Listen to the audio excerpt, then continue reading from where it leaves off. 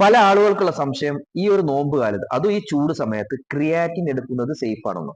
നമുക്ക് നോമ്പ് കാലത്ത് ഇഫ്താറിന് ശേഷം വളരെ സേഫ് ആയിട്ട് ക്രിയാറ്റിൻ എടുക്കാം.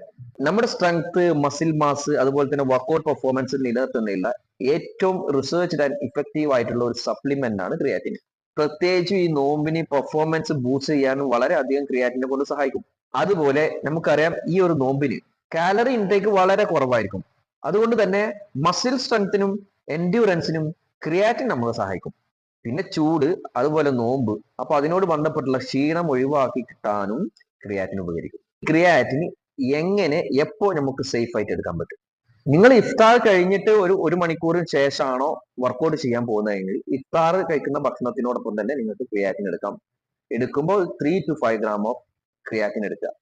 അല്ലെങ്കിൽ രാത്രി നമസ്കാരത്തിന് ശേഷമാണ് വർക്കൗട്ടിന് പോകുന്നതെങ്കിൽ നമസ്കാരത്തിന് പോകുന്നതിന് മുമ്പായിട്ട് 3 to 5 gram of creatine simple carb സോഴ്സും കൂടി, ചെറിയ രീതിയിലുള്ള സിമ്പിൾ കാർബ് സോഴ്സും കൂടി എടുക്കുക. സിമ്പിൾ കാർബ് എന്ന് പറയുമ്പോൾ നമുക്ക് ഡയറ്റ്സ് എടുക്കാം. ഫ്രൂട്ട്സിൽ ബനാന, ഏറ്റവും കൂടുതൽ പഴുത്ത ബനാന, അതിൽ കൂടുതൽ സിമ്പിൾ കാർബ് ഉണ്ടാവും. അല്ലെങ്കിൽ വൈറ്റ് റൈസ് ഇൻക്ലൂഡ് ചെയ്തുകൊണ്ട് ക്രിയാറ്റിൻ എടുക്കാം. ഇതെന്തിനാന്ന് വെച്ചാൽ അബ്സോർപ്ഷൻ എൻഹാൻസ് ചെയ്യാൻ വേണ്ടിയിട്ടാണ്. വർക്കൗട്ട് ചെയ്യുമ്പോൾ നന്നായിട്ട് വേർക്കുന്നുണ്ടെങ്കിൽ നിങ്ങളുടെ വെള്ളത്തിൽ ഇലക്ട്രോലൈറ്റ്സ് ഉൾപ്പെടുത്തുക. വർക്കൗട്ടിന് മുമ്പായിട്ട് വേണമെങ്കിൽ ഇളനീര് വെള്ളം കുടിക്കാം, ORS വെള്ളം കുടിക്കാം.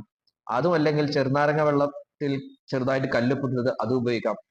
ഇതെന്തിനാണെന്ന് വെച്ചാൽ നിങ്ങളുടെ ശരീരത്തിൽ നിന്ന് മിസ്സായിട്ടുള്ള മിനറൽസിനെ റീപ്ലനിഷ് ചെയ്യാനാണ്. പിന്നെ ഈ കാലറി ഡിഫിസിറ്റിലാണ് ക്രിയാറ്റിൻ ഉപയോഗിക്കുന്നത് കൊണ്ട് തന്നെ നമ്മുടെ കോമ്പൗണ്ട് ലിഫ്റ്റുകളിൽ കൂടുതൽ സ്ട്രെങ്ത് സപ്പോർട്ട് കിട്ടും. ഓവർ ഹീറ്റിംഗ്, ഡീഹൈഡ്രേഷൻ ഒക്കെ ഒഴിവാക്കുന്നതിന് വേണ്ടിയിട്ട് നിങ്ങളുടെ വർക്കൗട്ട് ടൈം 30 to 45 സെക്കൻഡിലേക്ക് ചുരുക്കി വെക്കുക. മറ്റൊന്ന് കഫൈൻ ആണ്.